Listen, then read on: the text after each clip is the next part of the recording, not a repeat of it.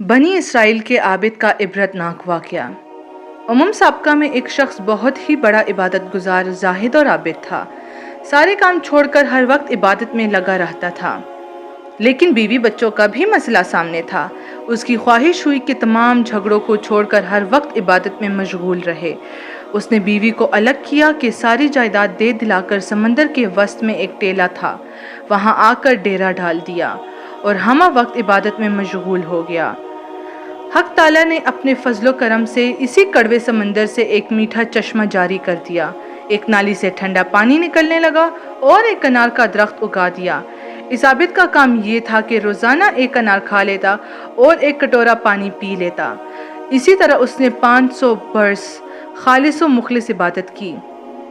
जब इसके इंतकाल का वक्त आया तो उसने हक ताला से अर्ज किया, मुझे सजदे की हालत में वफ़ात दीजिए ताकि मैं इबादत में ही ख़त्म हो जाऊं, और ये भी दरख्वास्त की कि मेरे बदन को क़यामत के दिन सजदे तक की हालत में महफूज रखें ताकि मैं क़यामत के दिन सूरतन भी सजदा गुजार उठूं। अल्लाह ताला ने इन दोनों दरख्वास्तों को मंजूर फरमा लिया। उनकी वफ़ात हुई और इस हालत में बदन को महफूज फरमाया। मौरखीन इरशाद फरमाते हैं कि अब भी वहाँ पर महफूज है, लेकिन अल्लाह ताला ने वहाँ पर ऐसे गुंजान दरख्त उगा दिए हैं कि लोग वहाँ पर जाने से हैबत ज़दा हैं। बहरहाल इंतकाल के बाद उसी हालत में हक ताला के सामने उसकी पेशी हुई या क़यामत के दिन होगी। इस आबिद के दिल में एक वसवसा गुजरेगा कि 500 बरस हमने खालिस इबादत की, मगर अब भी अपने फजल ही से बख्श रहे हैं। कम से कम दिलदारी के लिए ही फरमा देते कि हमने तेरी इबादत के बदले में जन्नत दी, तो मैं खुश हो जाता कि मेहनत ठिकाने लगी। अब इसका मतलब ये है कि मैंने इबादत ही नहीं की, सिर्फ फजल ही से बख्शा गया। अल्लाह ताला लोगों के दिलों की खटक को भी जानता है। अब मामला बराबर हो गया। अब हिसाब दे, तू कितनी इबादत दुनिया से लेकर आया है जो तुझे रोज़ एक अनार देते थे, इसके हर दाने का हिसाब दो।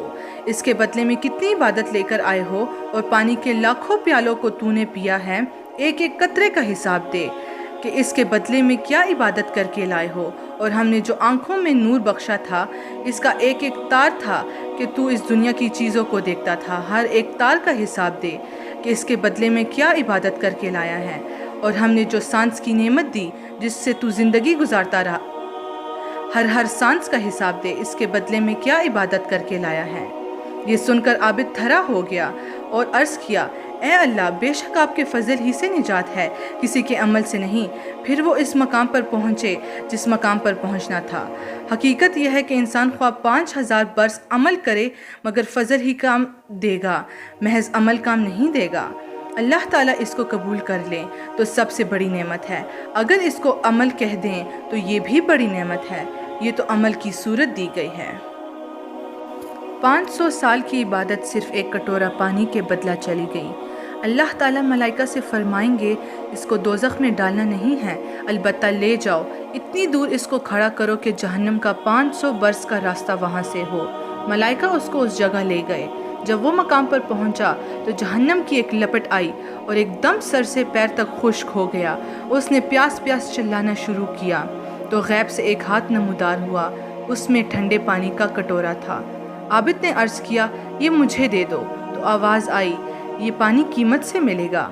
आबिद ने कहा, इसकी कीमत क्या है? तो कहा गया, जिसने 500 बरस खालिस इबादत की हो, अगर वो उसके बदले में लेना चाहे तो ले सकता है।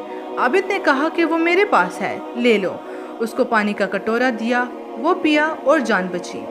फिर हक ताला का हुक्म हुआ कि इसको वापस लाओ। फरिश्ते वापस ले गए और अल्लाह के सामने पेश किया। अल्लाह ताला ने फरमाया, ए बंदे, तेरी 500 बरस की इबादत का सिला हमारी तरफ से अदा हो गया, और वो तेरा ही तजवीज़ करता था कि 500 बरस की इबादत के बदले खुशी से एक कटोरा पानी पर राज़ी हो गया, और वो दे दिया गया।